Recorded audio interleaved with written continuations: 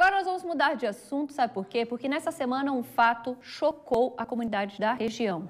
O caso da moça de 17 anos de idade aqui de Itajaí, que está acusando o Hospital Marieta de negligência. Ela diz que a equipe médica esqueceu um pano dentro dela, depois do parto. Foi mais de um mês, gente, com aquele pano dentro dela, que acabou gerando dores, complicações. E, claro, uma situação horrível para essa mãe, né? Que estava ali com o filho recém-nascido, ou seja, primeiro parto. Situação complicada. Mas o que será que pode ter ocorrido? Será que isso é realmente propenso a acontecer? Porque ela teve parto natural, ou seja, a gente imagina que panos, gases, essas coisas sejam usados apenas em cesarianas. Mas não foi o caso. Então, quem vai tirar essas dúvidas com a gente é o médico ginecologista obstetra, Dr. Antônio Oreste Sanches. Boa tarde, doutor Antônio. Boa tarde. Seja bem-vindo aqui no Ver Mais. Obrigado. Não vamos falar desse caso em específico, porque não cabe a nós, não estávamos ali no momento, né, dessa situação. A gente sabe que a moça demorou ali um mês, ela voltou, o hospital já atendeu, já retiraram, ela está em casa, já teve alta e tal. Mas o que mais chamou a atenção nesse caso todo é no seguinte: um parto natural, me parece que o dela foi fórceps, uma coisa assim, ela teve aqueles cortes que tem embaixo. Episiotomia. Isso, exatamente, que em alguns, acho que talvez na maioria dos partos naturais isso deve acontecer. Não. Ou eu fui uma exceção? eu uso muito pouco. Eu fui uma exceção, então.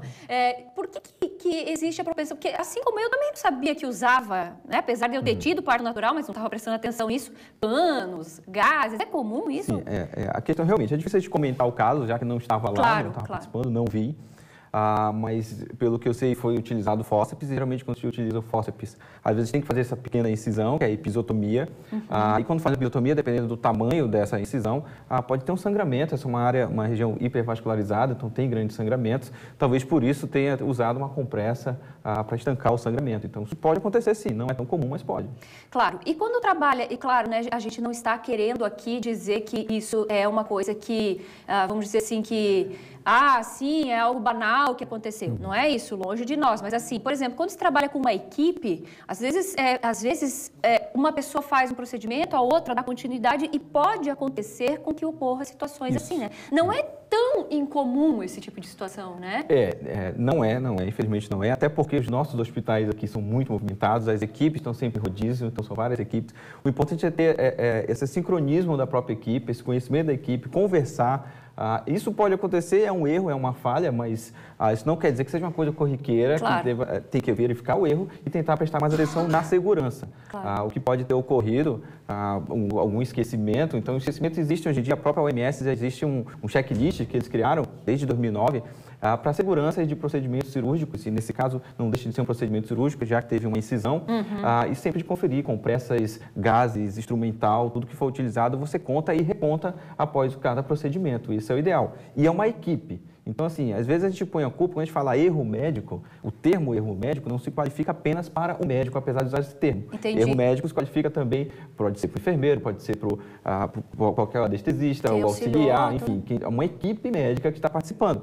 E imagina, a gente às vezes está preocupado na hora do parto, na preocupação do bem-estar da mãe, do bebê, então alguns detalhes podem se passar desapercebido, e daí a importância de ter esse acompanhamento da equipe também. Claro, entendo. Ontem, né, quando colocamos esse caso no Balanço Geral, aqui na RIC TV Record Itajaí, algumas pessoas escreveram, inclusive hoje teve uma reportagem sobre isso, de mulheres que vão expelindo com o tempo. Teve até o caso de uma mulher que durante 17 anos, ao longo dos 17 anos, ela sentiu aí fios, pedaços de tecido, ou seja, em alguns casos o próprio organismo expele. Isso. O fio é até comum, porque às vezes a gente usa um fio que é absorvível, então esse fio ele vai se eliminando aos poucos, é normal que isso ocorra.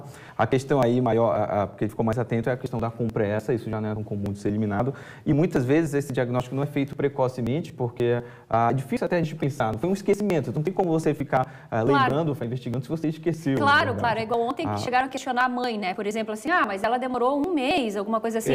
Mas é que assim, o primeiro parto, por exemplo, às vezes a pessoa pensa, estou me recuperando, aquela dorzinha que eu estou sentindo deve ser do que eu ganhei ali. Então existem casos de ninguém vai falar assim, sim, tem uma gase dentro de mim, né? Isso, ninguém vai parar para imaginar isso, para pensar nisso. Então assim, isso ocorre, isso não é para diminuir o fato. Claro. Isso ocorre, foi um acidente, um infortúnio. Foi horrível o que aconteceu. Eu vi durante a discussão a questão de negligência, imperícia, a imprudência, então assim, é difícil a gente qualificar, a gente identificar tudo, o nexo causal de tudo que aconteceu. Então, assim, cada caso é um caso, tem toda a urgência, tem todo o processo, é difícil a gente julgar. Lógico, mas essa também não é a intenção não nossa tem que também. julgar nem a paciente e nem o médico. Então, Exato. é difícil a gente saber o que aconteceu. Mas o importante é, casos desses quando ocorre, é acender uma luzinha amarela, pelo menos, uma luzinha, ficar atento para que não ocorra de novo. Então, é um aprendizado, é usar como aprendizado. Redobrar as atenções, ou seja, reverificar várias vezes a situação ali.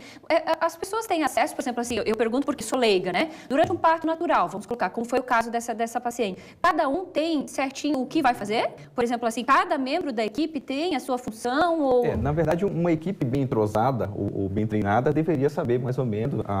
Geralmente, quando eu faço os meus partos, eu procuro colocar as pacientes até para trabalhar juntas, eu sempre digo isso. O marido está acompanhando, a enfermeira põe todo para trabalhar, não trabalho sozinho.